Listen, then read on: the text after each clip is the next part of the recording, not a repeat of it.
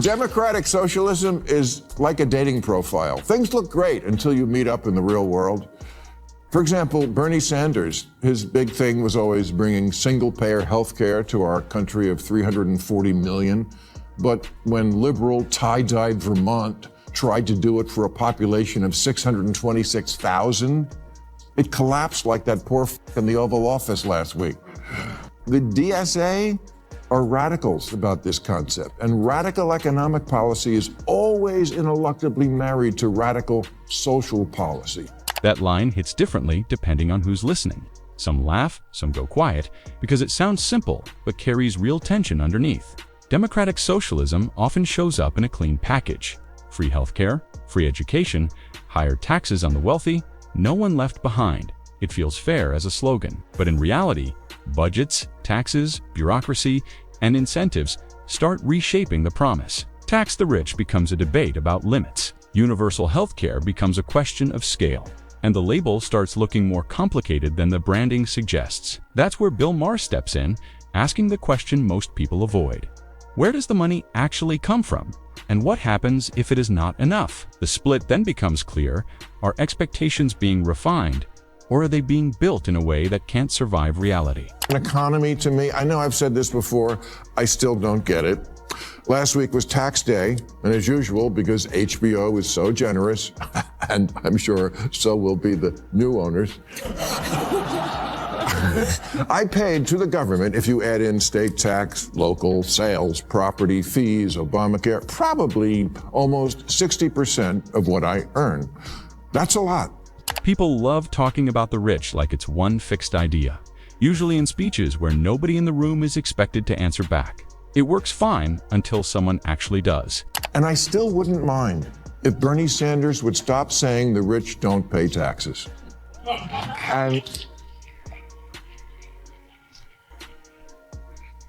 And while I'm sure the super rich with their army of accountants and corporate loopholes get away with murder, us regular rich people pay a shit ton of taxes. And who stands up and gives us a pat on the back? Nobody, that's who. Because then you get a line like, I already pay more in taxes than most people even earn. And no, this isn't about turning millionaires into victims. That's not the point at all. The real pressure point is simpler. If the system is already pulling in huge amounts from high earners, then why does the outcome still feel unfinished? That's where the argument stops being comfortable. Because the promise has always been straightforward. Take more from the top, fix the gaps below. It's a message that sells easily because it sounds complete. But reality doesn't move in slogans. Once you compare what goes in with what actually comes out, the story starts to get messy. And that's when the simple narrative turns into a harder question. Nobody really likes answering what's happening in the space between revenue and results. Top 10% pay 72% of all federal income taxes, and the bottom half, 3%. The Democratic Socialists talk about socialism like we don't already have a lot. Social Security, unemployment, Medicare, nutritional assistance, Medicaid, Obamacare, disability, housing subsidies. Again, not against it, just the same question. How can you be soaking the rich and failing the poor so badly? It comes down to one uncomfortable question. If so much wealth is already being taken from the top, why does life at the bottom still feel stuck? That's where the usual argument starts to lose confidence. The standard answer is always more. More taxes, more redistribution, more spending. Simple story, easy fix. But the reality is already huge. Social Security, Medicare, Medicaid, food aid, housing support, unemployment benefits, disability programs, healthcare subsidies, bailouts, grants. It's all already there. This isn't a missing system. It's an overloaded one running at full scale. So the question becomes unavoidable. If all of this already exists, why do the same problems keep showing up? People still struggle with medical bills. Paychecks disappear too fast. Housing insecurity grows, and basic costs keep breaking households. At that point, the issue isn't just how much money goes in. It's what happens after it enters the system, and whether it actually turns into real results in people's lives. So badly that on 60 Minutes last week, they were redoing the story they did 18 years ago about remote area medical. That is the program modeled after medical teams that drop into the poorest countries in the world for a few days to set up a tent where people with no access to health care can get some. And now we're one of those countries. Doctors within borders. That image isn't just a small flaw. It feels like a contradiction that's hard to ignore.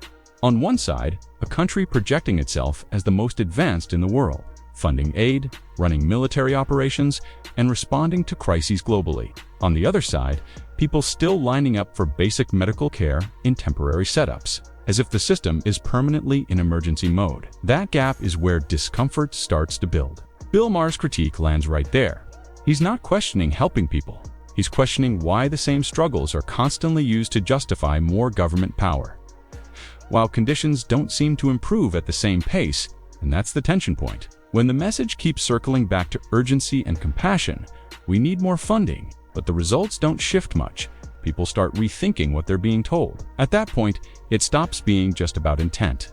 It becomes a harder question about whether promise and reality are actually moving together. How can it be that the federal government alone took in over $5 trillion in taxes last year, and we still need that?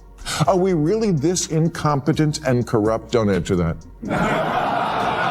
Whatever it is, somehow the ultra-rich keep getting ultra-richer, while a growing percentage is feeling truly desperate. You just wouldn't know it because everyone on TV is rich. Reality TV, rich women day drinking. Drama, rich women whose friend got murdered. Comedy, rich men shouting into cell phones. This is the part most people skip, because it doesn't fit neatly into either side's story. Bill Maher isn't defending billionaires, and he doesn't pretend they're innocent or fair in how they operate.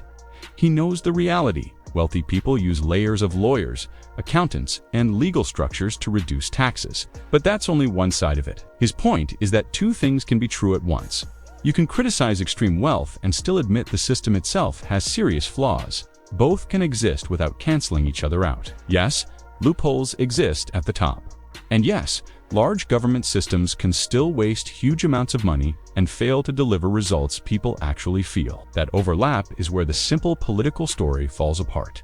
Because Maher doesn't treat it like a fight between good and bad sides. He steps outside that framing completely, which is exactly why it frustrates both extremes. It doesn't let anyone stay comfortable. His core message is simple.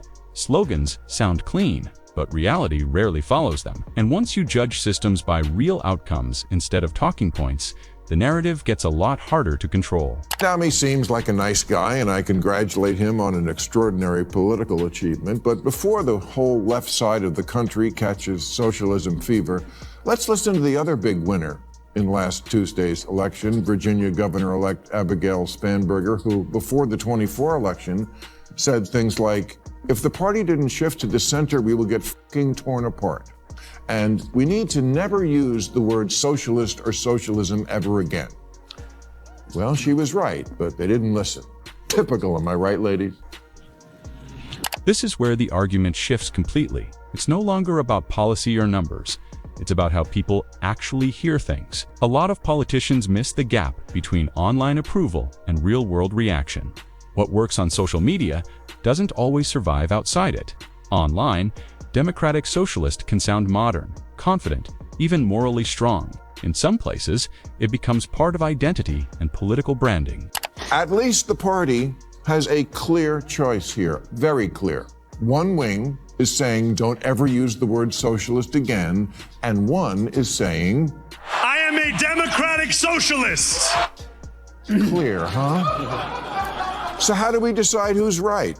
But elections don't happen there. In working-class areas and tight races, the same label can trigger very different reactions. Not healthcare or education, but concerns about higher taxes, bigger government, more bureaucracy, and less control over everyday life. That's the disconnect, and it connects back to Bill Maher's point. Politics isn't judged by how clean it sounds in theory, but how it lands in real life. What feels like reform in one place can feel like disruption in another, especially when people think they're the ones paying for it. Democratic socialism is like a dating profile. Things look great until you meet up in the real world.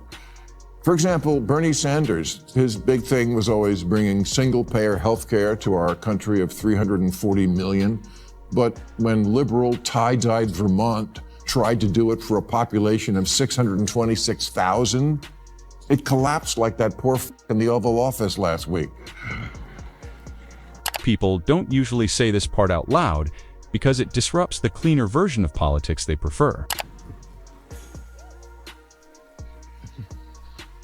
Bernie, AOC, Mandani are not Democrats. They'll be the first to tell you that. They're democratic socialists, and that's a very different thing, and I don't think people know that yet. Over time, Democratic spaces have blurred, with the same figures working together, voting together, opposing Republicans, but never fully settling into one identity. Then socialism enters the conversation and gets softened, even though labels still matter because they signal direction. It often begins with widely accepted ideas like fairness, dignity, healthcare, and support for workers, which builds emotional agreement first.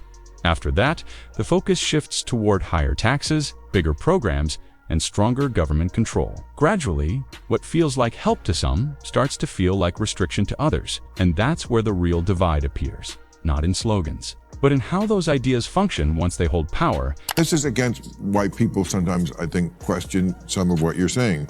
This is a survey student loan forgiveness recipients. 73% of applicants say they are likely to spend their extra money on non-essential, including vacations, smartphone, drugs, and alcohol. They admitted that to the pollster. Now, who is this pollster? NBC News. 52% they are very likely to buy new clothing. 46% they would use the money for vacation and eat out at restaurants. Here's the part that flips the script. In theory, people talk big about fairness and shared outcomes. It sounds noble when the cost isn't real yet, but the second money hits their pocket, the mindset changes. Nobody's rushing to give it all away. They upgrade their life. Better phone, better plans, a trip, a nicer place, a bit of comfort, maybe even something to show for it. That's not greed, that's normal human behavior. And it quietly challenges the idea that people are just waiting to become part of some fully selfless system. They're not. Most people want progress, not sameness. They want to earn more, move up, give their kids a better shot, own things, make choices, enjoy results. That's the real pattern, and that's where the gap shows up. What sounds good in theory doesn't always match what people actually do. When it comes down to it, behavior leans toward growth, reward, and personal gain, not a pure collective model. I know the kids think that stuff that happened before their appearance on the planet didn't really happen, but it did. We've run this experiment many times, and the results are always obvious. Here's capitalist South Korea at night from space. Here's socialist North Korea. Yeah. In 1990, Venezuela was wealthier than Poland, but then Poland finally free of Soviet-style economics, went all in on capitalism. And now their economy is as big as Japan. And people there have high wages, low inflation, cars, vacations, home. Forget the long lectures and complicated theories. This isn't that hard to read. Just watch what actually happens. In places where people can build, trade, invest, own, and compete, things tend to move forward. Not perfectly, not evenly, but there's movement, there's progress. Capitalism isn't clean. It can be unfair, aggressive, and sometimes brutal if no one keeps it in check. That part is real. But the alternative doesn't exactly come with a spotless history either. It usually starts with big ideals and ends with tighter control. It promises equality and then asks for patience while results lag behind. It talks about fixing greed, but somehow the people in charge don't play by the same rules as everyone else. And that's where the argument really lands. The real question isn't whether capitalism needs boundaries. It obviously does. The real question is whether these ideas are meant to improve the system or take it over completely. I don't think people realize we already have a lot of socialism. Social Security, Medicare, Medicaid, unemployment insurance, food stamps, veterans benefits, Pell Grants, COVID-era payments, farm subsidies, disability payments, Fannie Mae, Freddie Mac, corporate bailouts, and the jobs program that is building weapons the Pentagon doesn't even want. All that is socialism. Here's the reality people avoid talking about. The system is already packed with programs, spending, subsidies, and bailouts. So the idea that nothing works without more funding doesn't really hold up. The real debate is not kindness versus capitalism. It is control versus limits. How far you expand things before the system itself becomes the problem. Much of it appropriate to soften the edges of capitalism, but the DSA are radicals about this concept, and radical economic policy is always ineluctably married to radical social policy. Their platform, for example, calls for completely open borders. Therefore, what Biden was doing, but more. Politically, this gets sharp because when a party is shaped by its most extreme voices, it gives the opposition an easy narrative. Most voters are not asking for a full reset. They want lower costs, fair rules, and better healthcare, not a total system overhaul or a mindset that treats moderation like weakness. And tax the rich sounds strong, but on its own, it is not a plan, it is a slogan. And slogans do not fix schools, cities, healthcare, or everyday financial pressure. If massive money is already flowing through the system and results still fall short, the real question is not who pays more next, it is what is being done with what already exists. That is why this argument sticks.